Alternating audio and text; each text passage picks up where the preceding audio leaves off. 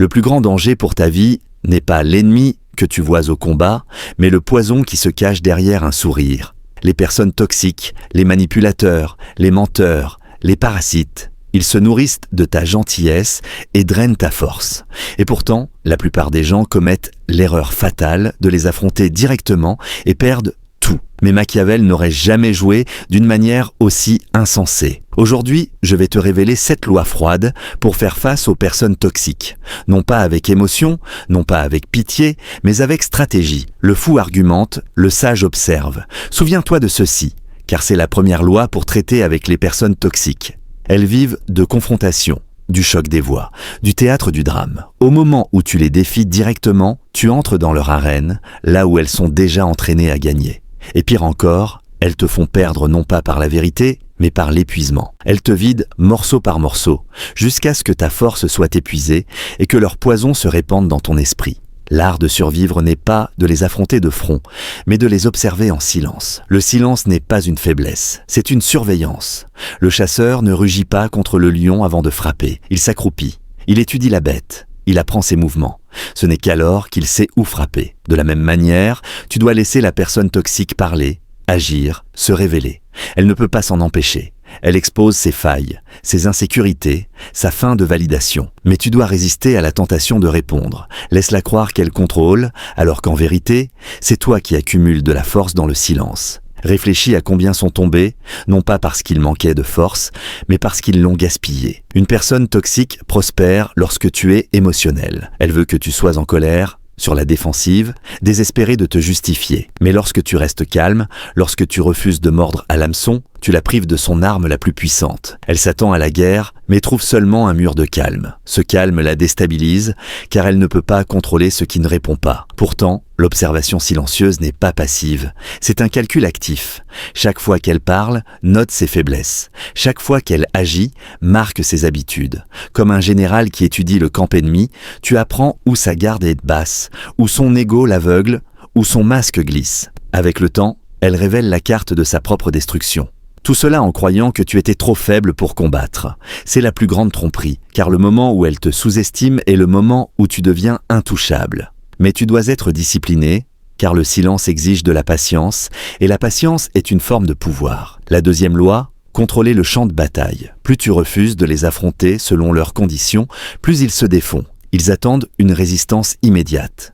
Ils désirent le jeu du conflit. Mais lorsque tu leur refuses ce champ de bataille, ils deviennent agités, imprudent et négligent. C'est alors que tu commences à guider la situation, non par la force, mais par l'absence. On ne combat pas le feu par le feu, on le laisse s'éteindre de lui-même.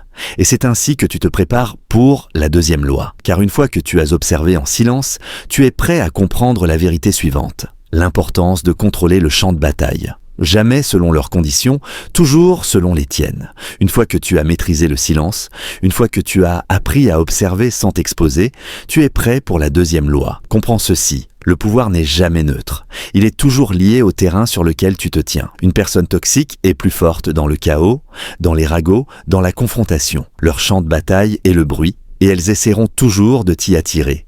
Car elles savent que tu t'y noieras alors qu'elles y nagent avec aisance. Mais un sage, un stratège, ne combat jamais là où l'ennemi commande le terrain. Il choisit le sol et plie les règles du jeu. Pense aux généraux d'autrefois qui n'affrontaient jamais la cavalerie dans les vallées. Ou à Machiavel lui-même qui conseillait aux souverains de ne jamais affronter une rébellion dans les rues, là où la foule puisait sa force. À la place, le dirigeant déplaçait le combat, attirant son ennemi sur un terrain qu'il ne pouvait pas maîtriser. Il en va de même avec les personnes toxiques. Elles tenteront de te provoquer au travail, en public, devant d'autres, là où elles peuvent manipuler les témoins. Elles chercheront à t'acculer dans des moments de colère où tes émotions trahissent ta logique. Ne leur accorde jamais cette scène. Tu dois retirer le public, les priver des armes dont elles dépendent et forcer chaque interaction à se dérouler là où tu contrôles. Parfois, cela signifie changer le lieu de l'échange. Si elle crie, tu parles doucement et en privé.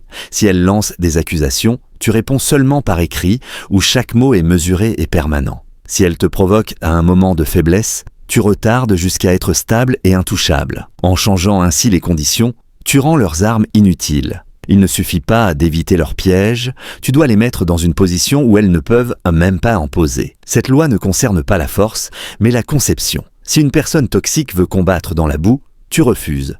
Tu combats sur la pierre où elle glisse. Si elle veut jouer au jeu des rumeurs, tu réponds par des faits indéniables. Si elle recherche une tempête émotionnelle, tu répliques par une froide raison.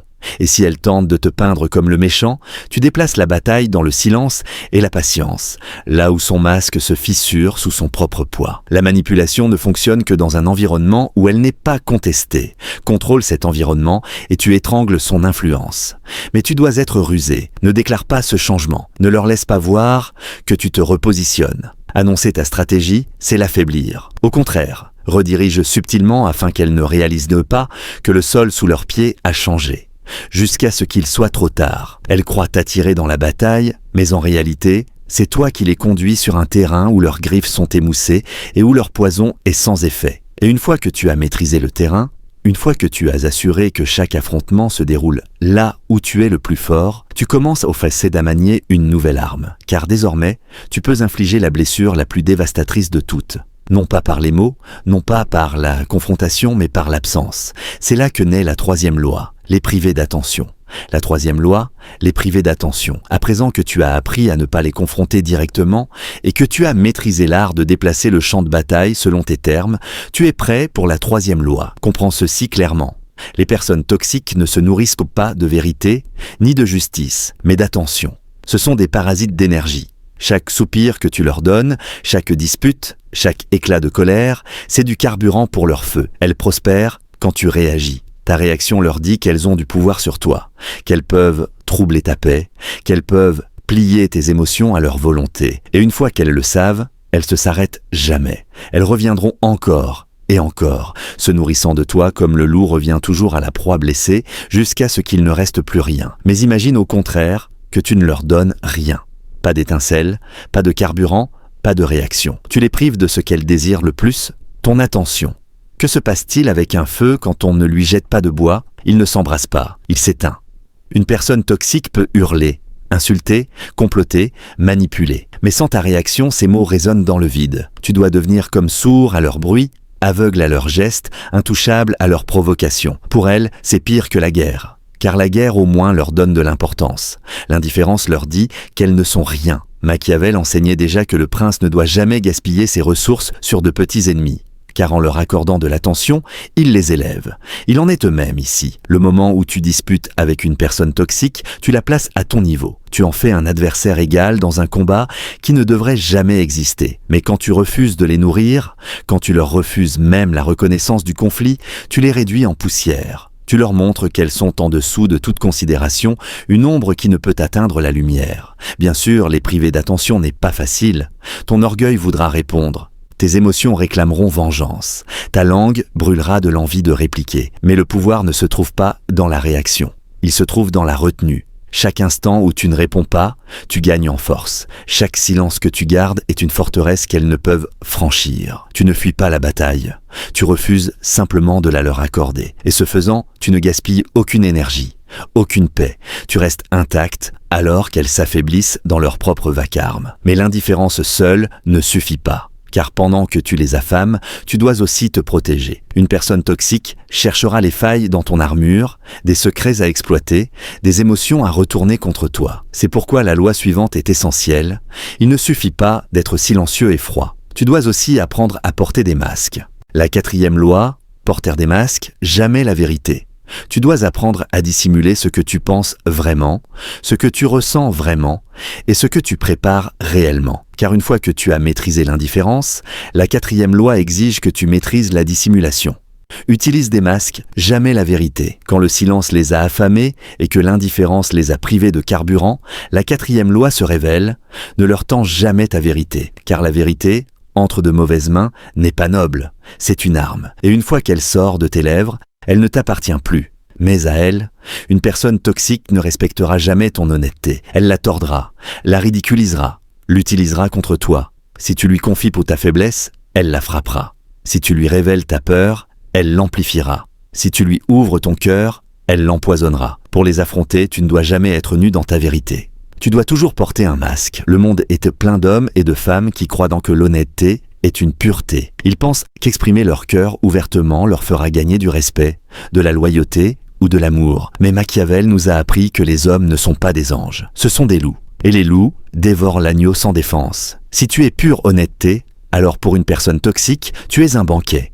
Pour survivre, tu dois apprendre l'art de la dissimulation. Souris quand il le faut, hoche la tête quand il le faut, feins même l'accord si cela te sert. Mais en toi, ne révèle rien. Le masque est ton bouclier, mais aussi ton arme. Considère le masque non comme un mensonge, mais comme un outil. Le masque te permet de contrôler ce que les autres voient. Il te permet de projeter de la force quand tu doutes, du calme quand tu bouillonnes, de l'indifférence quand tu calcules.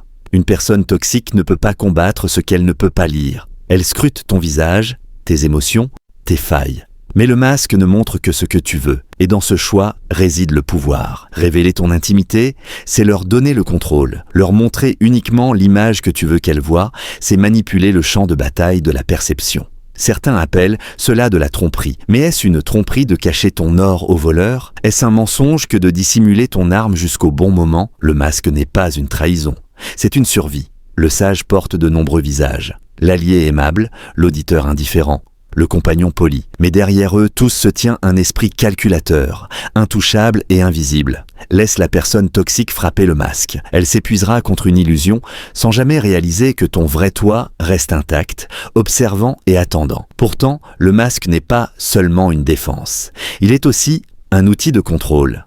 Quand tu caches ta vérité, tu plonges la personne toxique dans un brouillard d'incertitude. Elle ne connaît plus tes désirs, tes intentions, tes plans. Et l'incertitude engendre la peur. La peur la rend négligente. La peur la rend désespérée. Dans ce désespoir, elle se révèle plus ouvertement que jamais. Et à mesure qu'elle se révèle, tu te rapproches du moment où le masque n'est plus seulement un bouclier, mais un piège. La 5e loi, faire de leur rage une arme.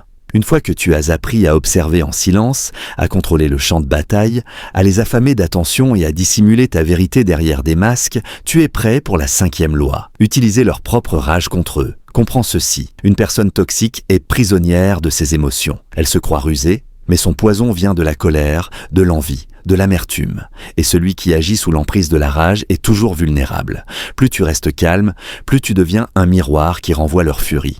Plus elles s'agitent, plus elles commettent d'erreurs. Leur rage les rend imprudentes, leur fait dévoiler leurs intentions, leur fait brûler des ponts qu'elles avaient besoin de garder intacts.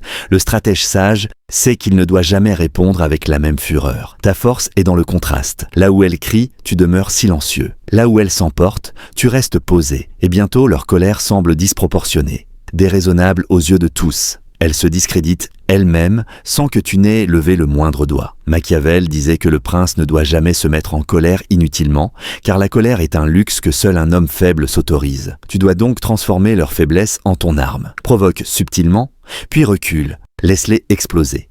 Laisse leur masque tomber devant les autres. Chaque fois qu'elles cèdent à la rage, elles montrent à tous leur vrai visage.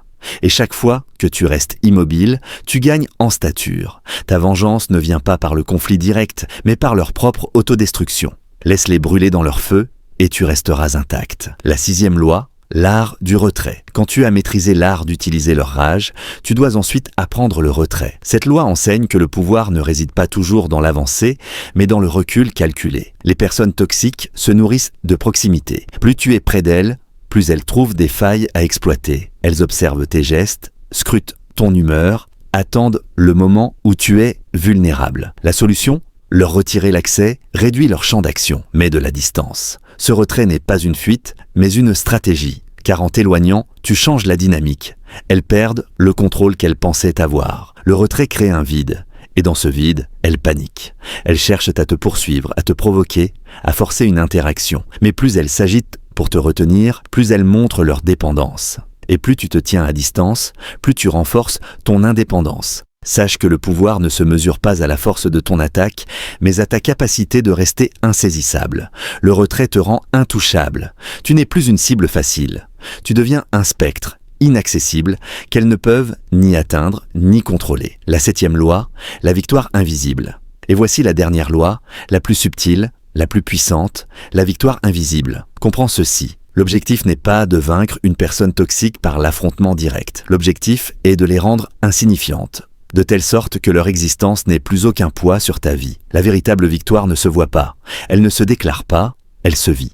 Les personnes toxiques veulent une guerre ouverte. Elles veulent que tu cries ta victoire, car dans le conflit, elles existent. Mais quand tu refuses la bataille, quand tu retires ton énergie, quand tu t'élèves au-delà de leur portée, elles disparaissent peu à peu de ta réalité. C'est cela, la victoire invisible. Non pas écraser l'ennemi, mais l'effacer par ton indifférence, ta maîtrise et ton détachement. Machiavel écrivait que le souverain le plus sage est celui qui n'a même pas besoin de montrer son pouvoir, car tout est déjà ordonné selon sa volonté. De la même manière, ta victoire contre les personnes toxiques n'est pas une scène dramatique, mais un silence total. Elles ne sont plus rien dans ton esprit, plus rien dans ton monde. Et dans cet effacement, tu es libre.